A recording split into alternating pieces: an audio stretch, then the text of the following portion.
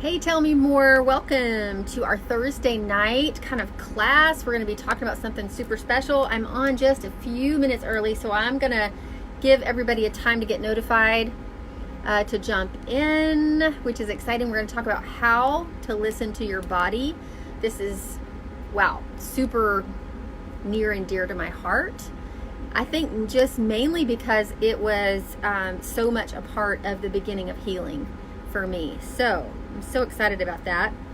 And we have a giveaway, so I'm going to wait for a few people to hop on. The giveaway is this beautiful perfume bottle. It's empty right now because I'm going to ask you a few questions. Whoever wins this tonight, I'm going to ask a few questions and make a perfume for you that will fit kind of your style and what you want. So make sure you're going to comment so I can curate a perfume that will be great for you as we talk about tonight how to listen to your body.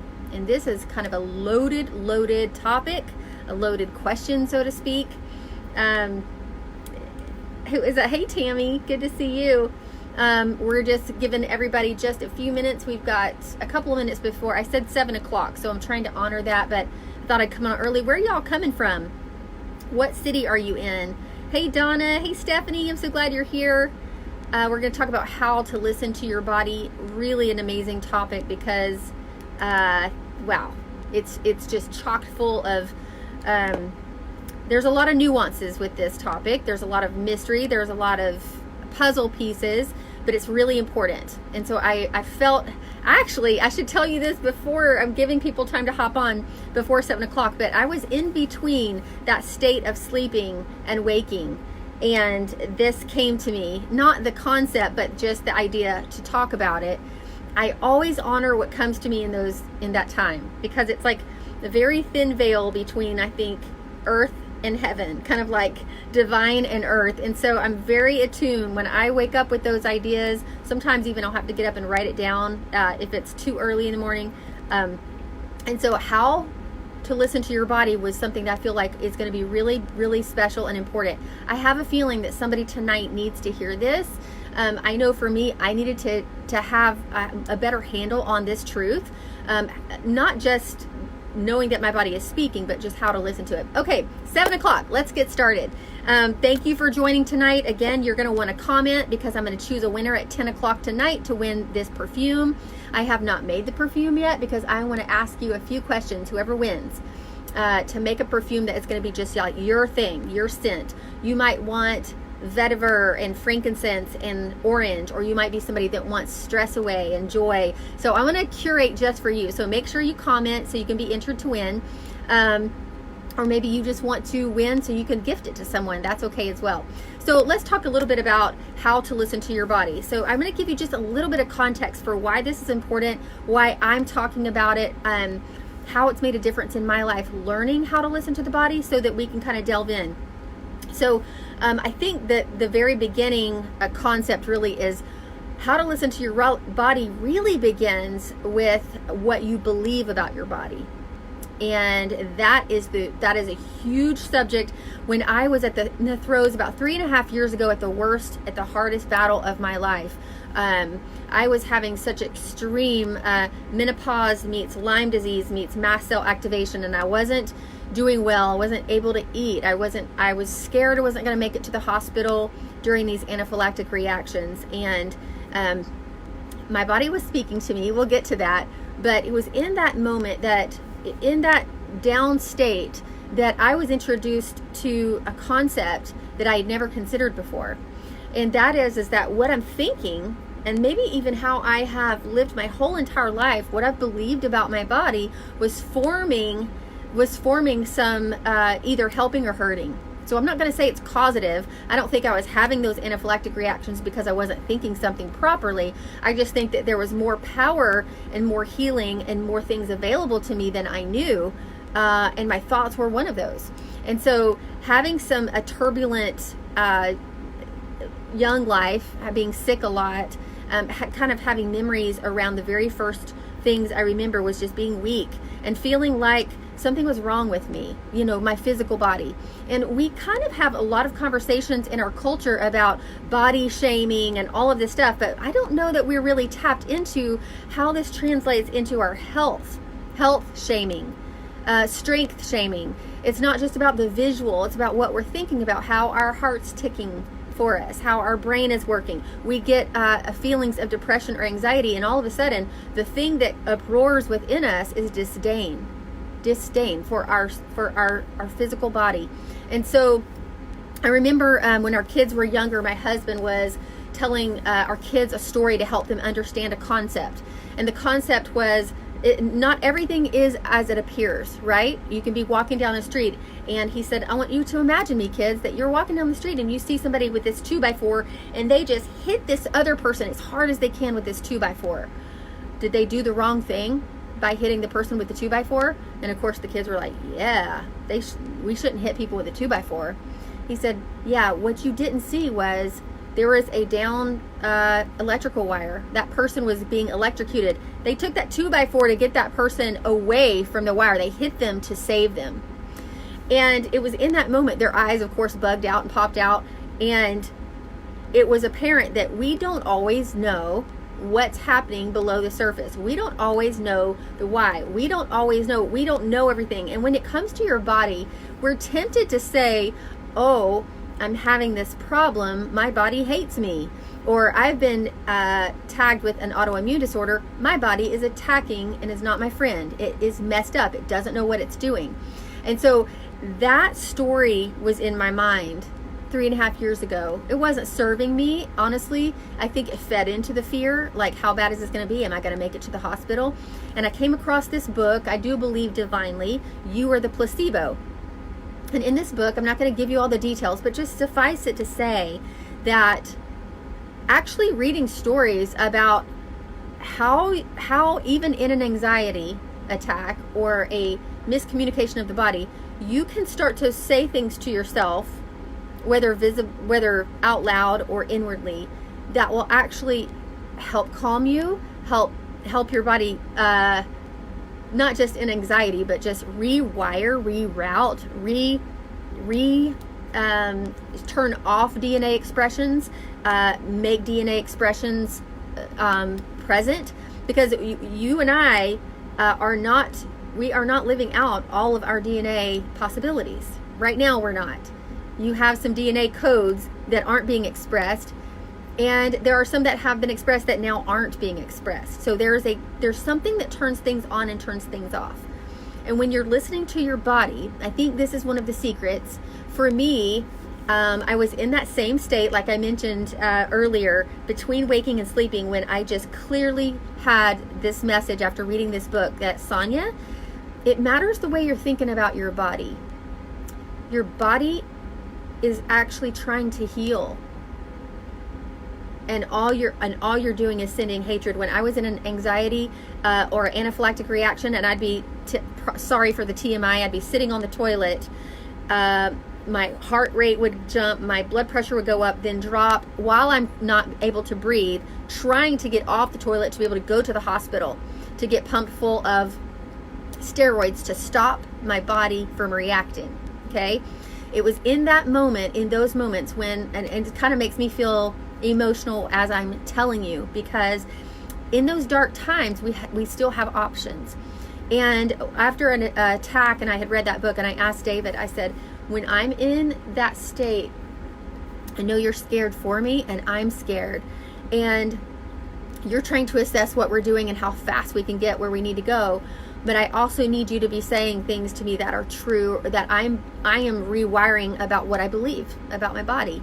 Things like, your body is trying to heal, your body is righting itself, your body is... So my body was speaking, yes, the problems. I was having problems. And as you know, if you're dealing with pain, autoimmune issues, cellular miscommunications, adrenal fatigue, endocrine disrupting things, all of these things are tells, right? That something needs addressing, something needs attention.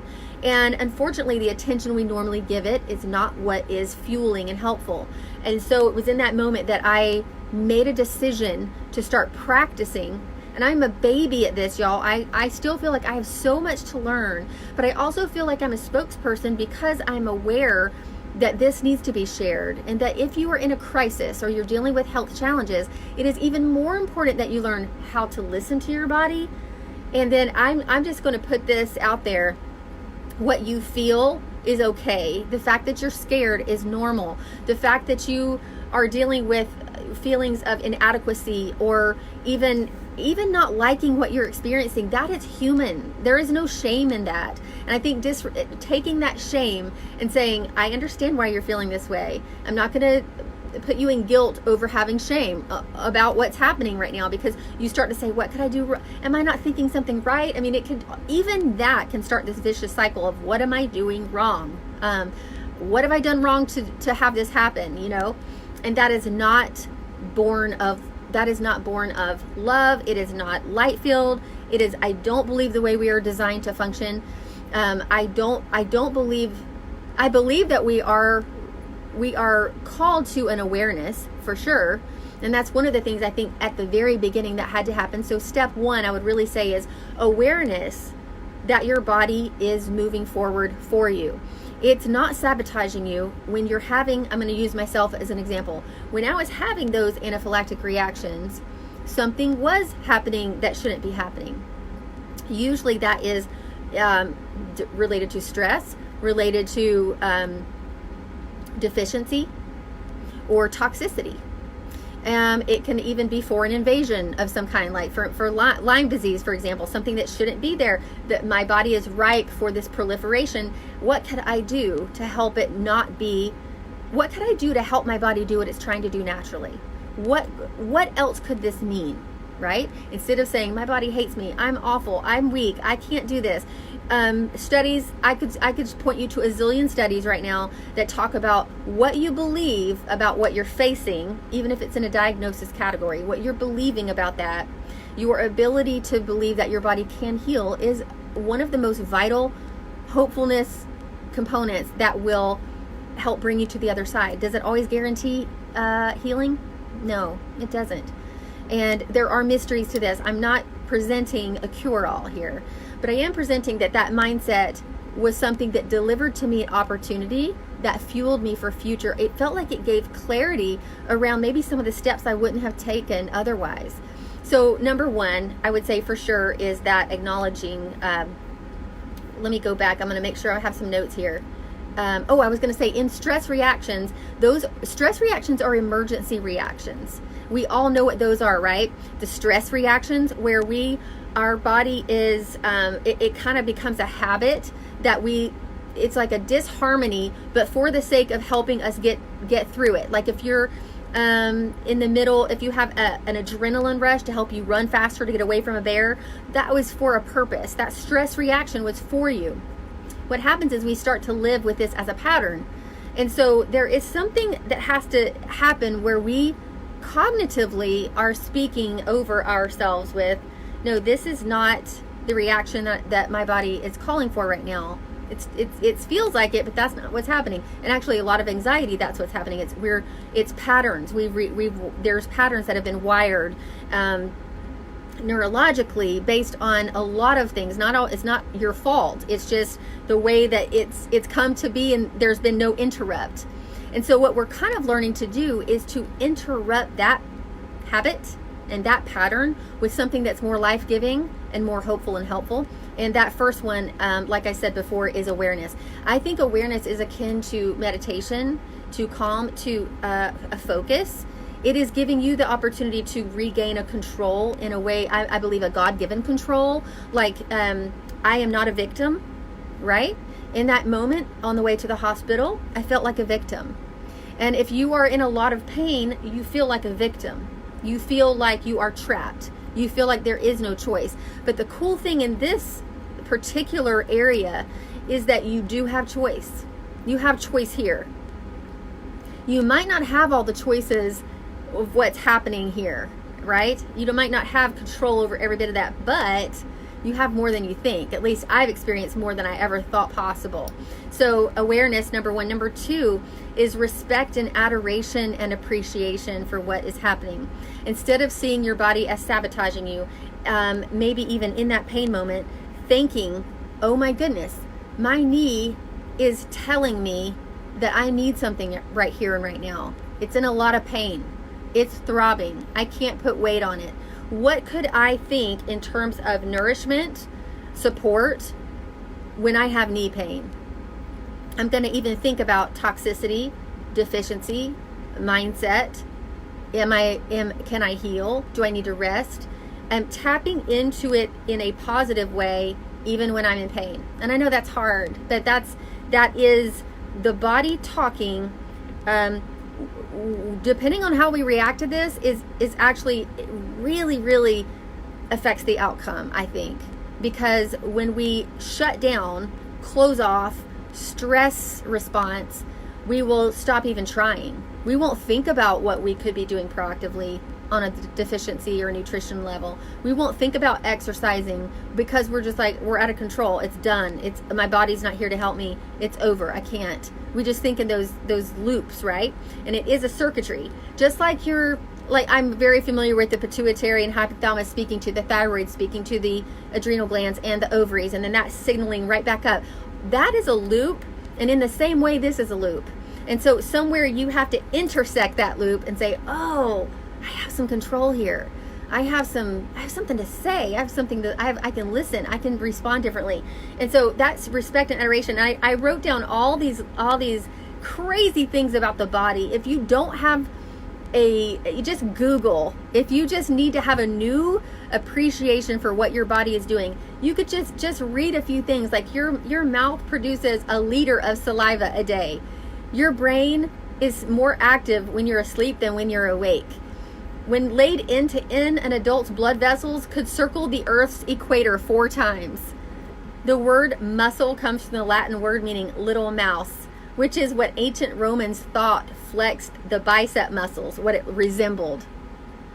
Bodies give off a tiny amount of light that's too weak for the eye to see. Isn't that weird? We lose 4 kilograms of skin cells every single year. 4 kilograms. That's a lot. The human heart beats more than 3 billion times in the average lifespan. Your left lung is about 10% smaller than your right lung. There's a reason for these things, right? There are estimates that the nose can recognize 1 trillion different scents. 1 trillion. Now, we're not talking about you cognitively saying, oh, that smells like tangerine. We're talking about like the chemistry. Your nose can do that. Humans are the only species known to blush. I thought that was curious. Your blood makes up 8% of your body weight. 8%, your blood. Okay, just a little teaser. If you Google this, it's so crazy. All of a sudden, you can just be wowed by the body, by what it's capable of, what it can do. And I know that's not exactly what we're talking about, but for me, that's always one of those things I kind of laugh a little bit, but I'm also like, wow, how cool is this? It's designed to do this. It's designed for homeostasis. Okay, and for some of you that's newly popped on, make sure you comment so you can be entered to win this perfume, okay? Make sure you're commenting. I can't wait to I love doing giveaways on Thursday night. Okay, number 3. This is really the most important, is that trust piece. So we're going to acknowledge, we're going to respect and have gratitude, and then we're going to trust. And the trust is the most crucial, most difficult piece of all, because in a crisis, you are tempted to believe the sabotaging feelings, right? You're tempted to believe that you've been betrayed. And I've talked to a lot of people with health challenges, and betrayal is betrayal is at the top of the list when people talk about how they feel about their body. Betrayal. And somehow we have to step back away from the emotion of that moment and to start believing what all it's doing for us, what all it's trying to write on our behalf so that we can move forward in healing. I think that's part of it. So one of the things that's been toyed around with and that seems to play out is that our emotions actually do have a role in our healing. Now, we could be held back by those feelings. We could give into them, but we also could harness the power of that. And so I'm not going to tell you it doesn't take work. It does, because again, in the middle of a crisis, that's the hardest time to enact this calm over yourself, what you're telling yourself while you're in a freak out, right? But I can tell you your heart rate will respond to that. Your heart rate responds. Your blood pressure responds. Have you ever been in a crisis or an emergency moment and some presence of some person came and spoke over you in such a sure, calm, relaxed way with some kind of angelic presence, and you felt something lessen, something move energetically? You have the ability to do that for yourself. Yes, you have the ability to do that for other people, but you have the ability to be thinking those things, to be enacting that upon yourself. So you have to harness those. You have to take them, own them in a beautiful sense. You have to, listening to your body means that you actually are respecting it. You are listening, not listening like, shut up, you dirty old whatever. No, you're listening for the wisdom that it's bringing you. You're listening for, yes, that pain is there. That's trying to help me. Does this lead to toxicity or deficiency or, emotional? Am I carrying the weight of such stress that that my stomach's not able to produce the right amount of acid? Like literally there are stressful things that can cause your body to go awry. When you're in the hospital after a stress and you have heart issues, your doctor will talk to you about how to mitigate stress, about meditation, about taking long walks and taking care of your mind. Medical community has no problems equating your stress level with your heart. Okay. So this is not a huge leap for me to explain or to extrapolate that. Could it possibly be that your thyroid, and I'll speak for mine, my thyroid is actually energetically aligned and it's actually connected to what I believe and my emotions and how I've heard the throat chakra is connected. That means what you're speaking out is connected to your personal power, with you being heard, with you taking ownership of your personal power, of how God's gifted you to give. What are you supposed to be giving? It's interesting that the throat chakra, that's where your thyroid is. I took notes on that. I'm moving and growing through what I think that is for me. I think that will be different possibly for different people. It could be different things, but it lands in places in the body that have to do with where possible growth opportunities lie. Most of the time, the body is speaking in terms of what is deficient. Again, B vitamins, I'll just kind of talk about any kind of neurological, mind, cognitive, anxiety, depression, dark clouds. Those things are directly related. One of those things is B vitamins.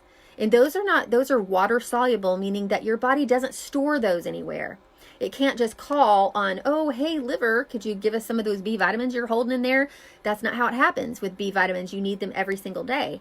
And so that's why when someone talks to me about what they're dealing with neurologically, I've had experience with this firsthand, not just with myself, but with my husband. Severe depression, severe anxiety. He has to have a higher amount of B vitamins in his body every day than what is on the little bottle of the daily suggestion. What is it called? I can't think of it. Not FDA. Mercy, my brain. I need some B vitamins. I can't think of the word, but it's on the back of it's on the back where you see, oh, this is the recommendation for the day, and this has 20%. Okay, so B vitamins, a lot of people need a lot more B vitamins than that. So I'll say, okay, consider Super B. It's also a very important part of the methylated B12. It's also very folate, not folic, those kind of things. I'm choosing this based on where they're getting that B vitamin, what the source is, not just that it's curated in a lab. All B vitamins are not equal and the same. I'm sure you know that. So I'm choosing, of course, I'm with Young Living. I'm choosing theirs. It's absolutely phenomenal. But I'm using this as an example. So when you're having anything that has to do with your mind, with cognitive issues or brain function. We're going to talk about mind-wise. We're going to talk about deficiency. We're going to talk about supplements like B12 and Super B and maybe even Ningxia. We're going to talk about antioxidants, because your body is consistently trying to get rid of things that it doesn't need, maybe that's even toxic, and it's trying to take in things that it needs to be vibrant. Oh, I need to make this estrogen. Maybe your adrenal gland, maybe you're in menopause and your adrenal glands are like, oh, I need to make this estrogen from this DHEA. Wait, there's no DHEA in here. So you're deficient in that. Oh, and you have a hot flash that night. So your body is speaking to you about something that it needs. And sometimes that is directly related to our food, not getting enough, our nutrient dense proportions are so much less than they used to be, just based on the soil depletion, just based on genetically modified stuff, just based on the fact that corn is not the same as it was 50 years ago. So you're not going to be getting, if you don't want to have to, well, I don't know if you want to, but if you don't want to have to eat 20 bowls of spinach to get what somebody used to get in one serving, it's probably likely you're not going to eat 12 bowls of spinach. I'm just saying, probably you're not. And so that's why we're kind of forced into this category of listening to the body and thinking, what could be leading to this deficiency? What could be leading to this toxicity? And could I help support that? So one of the things that we talk about often, of course, is pain. And that could be pain in your menstrual cycle. It could be pain in your knee. It could be pain in a certain organ. It could be, you know what I mean? Like pain is really big, like pain in the head. And we could be talking about not enough sleep, or you're waking up. All of these things point to certain deficiencies and certain toxicities. And so what I love to do is, of course, curate a plan. I like to start with 3 things for 3 months. Help people get on a path to start with the 3 most raging fires in your life.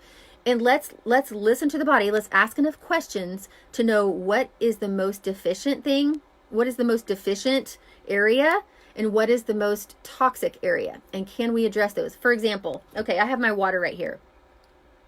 And it's in a glass, and it's got a stainless steel. And I do that because I use lemon oil every single day to help with helping me detox. It's a very, very simple thing to do. I add 3 to 5 drops right to my water. And I do that not just because it tastes delicious. I do that because my gallbladder, my liver, is trying to function to pull toxins out of the blood, is being filtered through that liver, right? And it's having to try to pull those toxins out and to get rid of them. Now, here's the issue. Sometimes in your body's, it's trying to get rid of them, but it's also trying to protect your vital organs. So it will encapsulate a toxin. It will encapsulate it, maybe even with fat, and it will get stored somewhere, like your midsection, like your backside. It is a toxin that's covered in fat, and it's trying to help protect you because it doesn't want that toxin to be released into your bloodstream and going through your heart. So your body literally is trying to help you. But could there be a way that your body has at the cellular level the ability to add on to a different molecule to get carried out? Yeah, that's possible. It's possible for that toxin to be carried out of the body, which is what you want. It has to have a way, it has to have a road. And so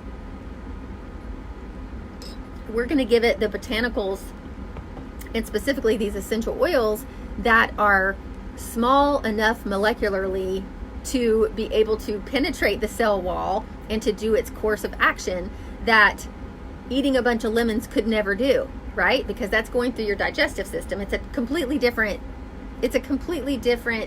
well, you would have to eat so many. I mean, you couldn't eat that many. You don't eat the rind of the lemon, and that's where this lemon oil is found. So you could never even get to it. So it's important for you kind of like to get some basics around toxicity and doing just a few things to help that toxicity level go down, and then to ask the question, okay, what symptoms am I having? Is it hormonal? Is it neurological? Is it structural? Are we talking about bones, muscles? Are we talking about joints? There are key supplements and foods. If you could eat enough of the food, that would be the way to go. But there are key supplements that support you in not being deficient. So those would be things like Agile Ease for your joints, muscles, and tendons.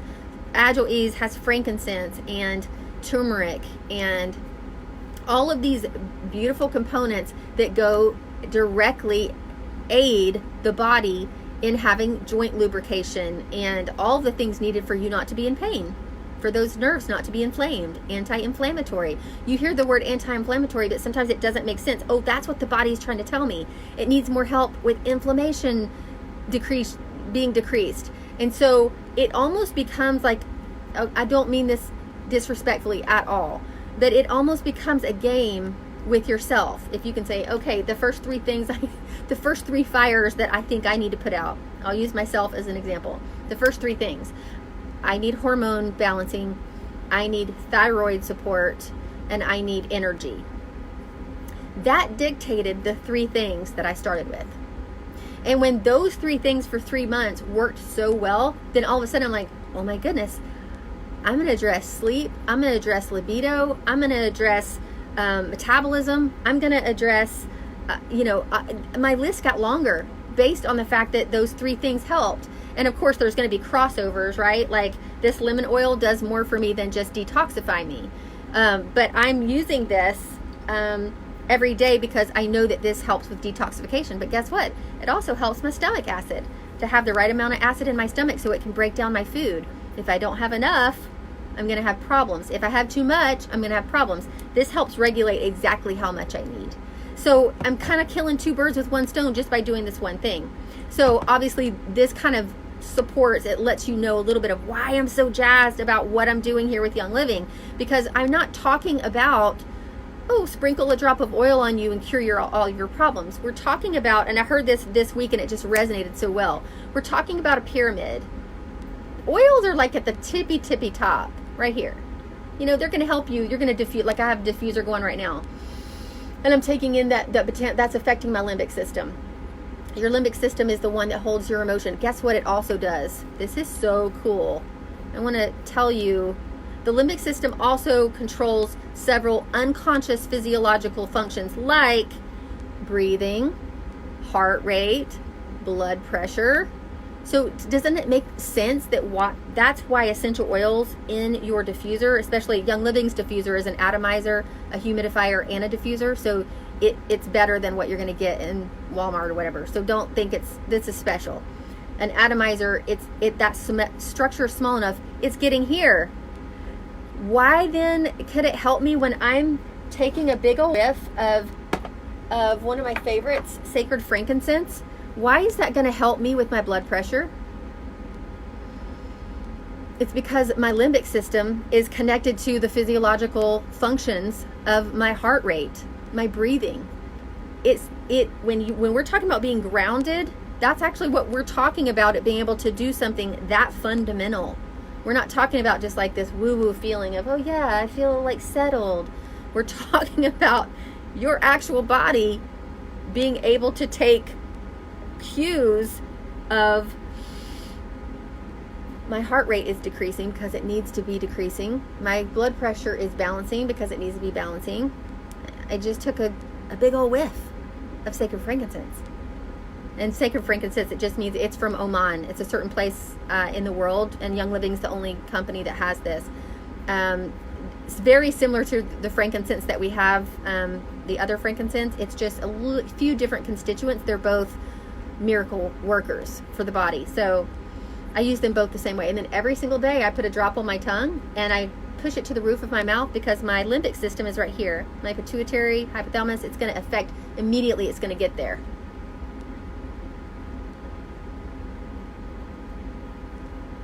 Every single day. We should all be doing that. Okay, so I'm winding down. We've been talking for about 30 minutes now. But I did want to mention that you're going to read, if you are on this planet and hearing news and Google searching like everybody else, there's going to be news that you're going to hear when people say, never ingest oils. Well, you just saw what I did, right? You just saw that I ingested oils. You just saw that I ingested oils. What is this controversy all about? Why are we even talking? What is this problem, right? So there are two schools of thought, not truly two schools of thought. There are two schools. One is the French model or the British model. The British model is aromatic. It's about perfumery. It's about the study of essential oils, but they're perfume grade. They're not medicinal, right? They're not for the correction of your body and aiding in that way. So all the studies from there are just about scent. Of course, you're going to read any aromatherapist trained in that model. They're gonna drill it into their head. Do not ingest. But guess what? They've already ingested essential oils. Essential oils are found in things that you eat. Like basil, like rosemary. That's how you can even smell it. And then there's, we have chewing gum and candies and all these things that have essential oils in them. So it's kind of funny when they go, don't never ingest an oil. Well, they actually already have. But this purity of this, because it is, we call it seed to seal. Young Living governs from the ground, like literally test the soil. It can't just be the dirt in your backyard. It has to have a certain profile for it to ever be planted with Young Living seeds, and they're heirloom seeds. They're not genetically modified. They are heirloom seeds, and they are that crop is governed from before the seed was planted to all the way to the distillation on site. They don't gather that plant material and ship it across the country or distill, triple distill, add chemicals. Do you know that they can actually add chemicals to extract more oil from the plants? But guess what you get? You get oils and chemicals. Now, if I'm going to use this medicinally, and I had chemicals in there, do you think I would want to ingest an oil that had a chemical in it? No. So I get it. I get why they're ranting and raving about not doing that. But that's not the oil I have. That's why Young Living is different. That's why this is my medicine. Okay? And so I'm not using this like, oh, this is a great smell. Now I have my diffuser going and I love the good smells. I can't wait to give somebody this perfume tonight. But I'm not a part of this for an aroma. I'm not a part of this really even just for the little essential oil. Remember we talked about that pyramid? The oils are up here at the top. Guess what's in the second row? It's what you're not going to be using in your wellness pyramid. We call it the ditching. We are not going to be using chemicals on our body. We are going to be grabbing here, let me get this. We're going to be using lotion that has no parabens and phthalates. We're going to be using things that are concentrated. They are rich and thick and good, right? They are life-giving. They're not just overpowering your body. It's like, oh, you have dry skin, let's put some petroleum on there. I used to do that. I don't do that anymore. We do not want to overpower our body. What does it look like to overpower your body? It looks like 3 p.m. in the afternoon, you're tired, and instead of getting your Endoflex oil and taking a drop of that, you grabbing a Red Bull. And you're overpowering your body with caffeine and adrenal stimulants to help you get through the day. Okay? That is overpowering your body. There is a price that you will be paying for that. Might not be that day, but you will be paying a price. Probably on the hormone front. Probably on the adrenal front, because it's taxing your adrenals so heavily they cannot do what they're supposed to do. So like I remember when you are in menopause, your ovaries stop and then your adrenal glands start to do the conversions. Well, then it's no wonder you're going to have really major issues, because you're overriding your system when you need something. You're not working with the body. Your body knows what to do with plants, and it knows what to do with plant oils, medicinal oils. So that's why you need to be a part of Young Living with me, because we are talking about medicine help. We're not talking about aromas. So the French model That's why you'll find when they're talking about medicinal oils, that's why you'll find the conflicting things on the internet. And they'll say never ingest, and then over here you're like somebody like me that's like, I've got my hormones balanced. I've gone down, my autoimmune numbers are now down almost to a normal person. My bone density has grown. My cardiac markers that were high and elevated are now normal.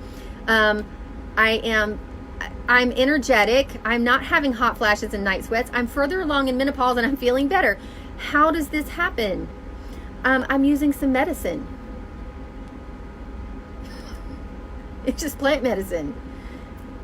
And so I don't know. I try to have grace for people who are like, oh, I'm just scared. And I'm like, I was that person. I was the one that told my daughter for 3 years when she's asking me to take a look at this. I'm like, oh, I don't know. I'm just like, I'm on this medication. I don't know, and I had all this angst about messing something up, and I was already messed up. So all that to say, I get it. No shame in how you feel, but push back a little bit. Do you want to feel better? You're listening to your body. You can feel better. You're believing you're going to feel better.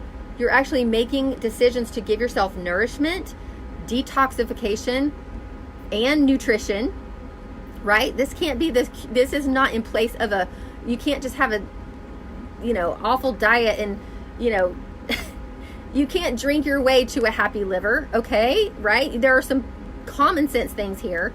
So, but one of those being that when you are trying to work with the body, again, you're asking the questions based on your symptom. And I think it's probably going to be better for us if we have one-on-one conversations about what you're going through. So if you have a specific issue, let's have an actual conversation about, let's make a list. Here's what I'm feeling. Here's like the worst things. Here are the things that are stragglers over on the side. Like, okay, I wish I had better sleep. Okay, I wish I had better sex. Okay, I wish I had better this. You could have that on the side, but let's start with the main things. Are you having night sweats and hot flashes?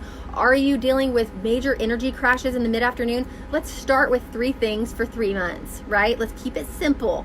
Let's start, we can slowly ditch the toxins. We don't have to be like a crunchy person all at once. It can just happen incrementally. And that's what the beauty of this group is. Sometimes people will come back and they'll be like, well, I was walking through TJ Maxx and I picked up that oil, and they're gaining information and support in a group like this, but they're buying oils from TJ Maxx and they're not medicine oils. And I'm just like, I'm so sorry, but I can't help you with that. That's not the same. So let's just kind of start with purity and we can move from there. Let's start from purity and move from there. Okay, last but not least, on this nutrition triangle, on this wellness triangle, we've got the oils at the top. We're going to be using those oils. We're going to be ditching the toxins, and at the very bottom, nutrition. Remember, we're going to be dealing with that, making sure your body has what it needs. That means you're probably going to be taking a supplement. For me, I take about 10 things every single day. I use my Progessence Plus, my Endo. Now, I didn't do this all at once, so don't let that scare you off. But I started with 3 things, and then little by little, I'm like, oh yeah, I needed the Theramin. Really, that's actually support for your pituitary and your hypothalamus and your thyroid and your adrenals. It's actually helping it all.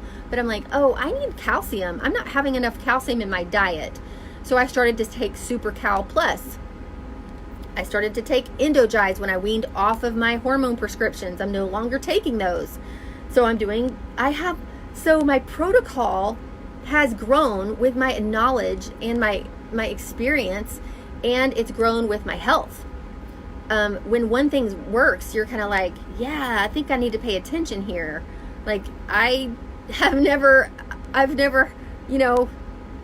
52 now. I didn't feel this good when I was in my 40s. So it's like something's working, and that makes you pay attention. So I hope that's been a little bit of a help on listening to the body. Your body is speaking. The simple question is, are you going to honor it? Are you going to honor that it's trying to help you? It's trying to support you. And we can actually curate the exact thing, I believe, divinely led. We can curate the exact thing that you need to start with. And then we can tweak that. If in 3 months you don't see a massive change in this, then I would say, you know what? Okay, let's talk about maybe Cortistop is going to be the supplement that's going to, along with your Progessence Plus, it's going to really help those adrenal glands. There are options. Now, I don't expect you to know all those because, you know, Young Living has 600 products. But, you know, that's not something that shouldn't steer you away. That should actually encourage you, because you're like, oh wow, if that doesn't work, I'm sure there's something else that might be the thing. And for me, I didn't need to go further. The first 3 things I tried made such a huge difference for me that I have never looked back. And here I am 2 years later. So my invitation to you is, whoever invited you to this group, contact them and talk with them about getting a plan in action for you. And if you're already part of our group and you're like, okay, Sonia, I want to dialogue about what I'm taking now and what I think might need to be improved, or what maybe could be better, I am so there. That's what I love to do every single day. That fuels me. I love chatting with you about what's happening. It just makes my day to think that there is going to be this intersection with your hopefulness about what you desire and the helps that Young Living has to offer, because that changed everything for me. So make sure you comment, let me know you're here. You can just put an emoji if you don't want to say anything. So you could be entered to win this at 10 o'clock. And then message me privately, or if we're not friends on Facebook, I'm sure somebody who connected you to this group can connect us if you'd like to have me involved in that. I would be so honored. Okay, let me get my glasses on and look and see and make sure I didn't miss a bunch of stuff. I did miss a bunch of stuff. This happens to me often. Y'all are so patient. Anxious to hear what you have to share. Thanks, Nanette. I am feeling so great. Thank you. Hey, Laura. Sheena, thanks for tagging Josie. I hope that's going to be amazing for her. We'll see who wins. Oh, we'll give it a try even though I never win. It's all right, like to all. You know what? You just never know. You just never know. This is a perfect example, right? This is what happens on the health front. You have this feeling that nothing ever goes right for me. My body always sabotages me. And then you can be pleasantly surprised. All right, let's see. We have some people tagging people for this. Ever since I got over blaming myself for everything is when I could begin to heal. Riley, you're speaking my language, girlfriend. Yes. Isn't that the truth? It's this blame and shame thing is not meant for us to, that's not how we heal. Hey, Bethany Crawford, sweetheart.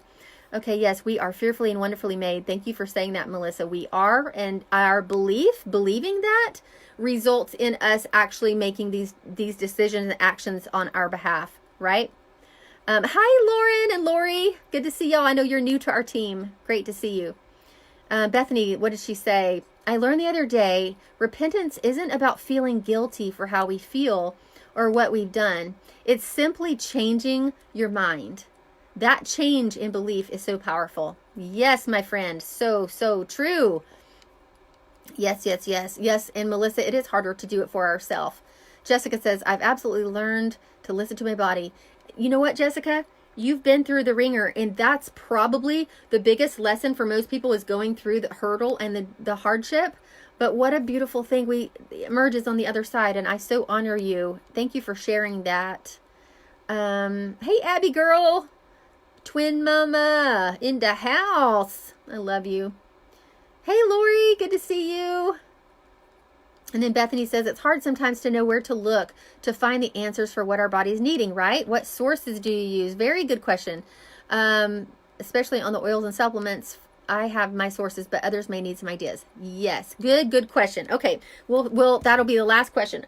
I have a couple of resources that I am just insanely in love with. One of them is called the, matter of fact, let me show it to you. It's the big old, I call it the Big Book of Everything. And it's obviously not everything, but it's called the Essential Oils Desk Reference. And it has protocols, but it also has some history about essential oils, about what makes Young Living unique, about Gary Young, about energy and frequency, supplements that are related to certain issues in the body. And then I also love to venture into PubMed. If you've not Googled in PubMed is a body of research, medical research, Nothing in PubMed gets published. PubMed, it doesn't get published. It has a very tight and authenticated process. And what I've learned in PubMed, and this might be helpful if you're kind of looking, you can go to PubMed and then you can there's a search field and you can study essential oils and sleep, essential oils and immune system, essential oils and it will bring up these studies, and it's a lot of medical jargon, and so you can get waylaid there. But I want you to know you can scroll. When I learned this, it was like magical moment. You can scroll to the bottom, and it'll say conclusion. I'm like, yeah, that's what I needed. Conclusion, and it'll give you a summary conclusion of that study, which is super helpful. So when people are talking about specific things like certain bladder diseases or certain cancers or certain what oils would help for this or what has helped with anxiety and depression, if you're somebody who needs medical authentication, that would be the place to go. I personally find that it just validates what I'm already experiencing, and I'm already reading elsewhere, but I love to see it. I love to see those statistics. I love to see what they did. Some of them are in vitro or in mice, and so they actually have to do some more studies with like percentages of, we talked about before about it crossing the blood-brain barrier and things like, there are plenty of studies about that. But I guess I'm just saying sometimes that study will, because of its efficacy and it's showing such efficacy, that will lead to the other study that will even be more profound for us and more helpful for us. So it's kind of cool once they start them, and the essential oils they have. It's been about a 10-year explosion of learning what all they can do. And so I love this one. I also have this small little book. It's called the Supplement Desk Reference, and it highlights every supplement that Young Living has. One of the things I love about this one is that it'll show at the top contraindications like don't take this if you're on blood thinners, or this one is not for you if you're pregnant. This one, if you are trying to stay away from bee pollen. It will kind of give you guidelines as to, and of course, I don't expect you to go out and buy this book, but I can reference this book to help you if you have a question on that front. One of the main, I would say, passion points that I've had is to bridge the gap between the medical and essential oils. In other words, just because you're on medication doesn't mean you cannot use essential oils, and how they go together. What could they do? Could you be taking anti-anxiety medication and benefit from putting your head over a diffuser with frankincense, stress away, peace and calming? The answer is yes, you can. Can you be on blood pressure medication and use Aromalife to help with your blood pressure? Yeah, and we're going to do that cautiously. We're going to be smart about it. You're going to take your blood pressure. You're going to be attentive. Again, that awareness factor, how to listen to your body. Awareness is key. You're not going to shut it down. You're going to give it power, let it speak, and you'll be amazed. It's going to speak faster.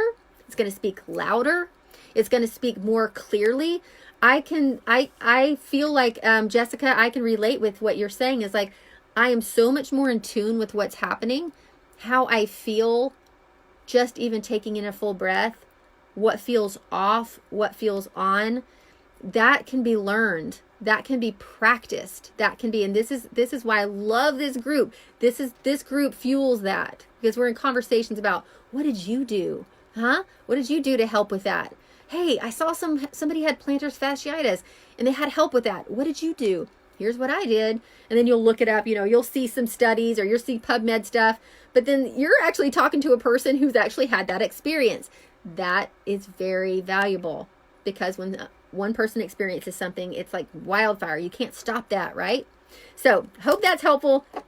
Thanks for jumping on tonight. Can't wait to do this giveaway. You are so loved and appreciated. It thrills me to see there's 1,200 plus people in this group. And if you know somebody in this group who didn't jump on tonight, tag them so they can see this and enter to win. Okay, much love. Chat with you soon. 10 o'clock to be exact.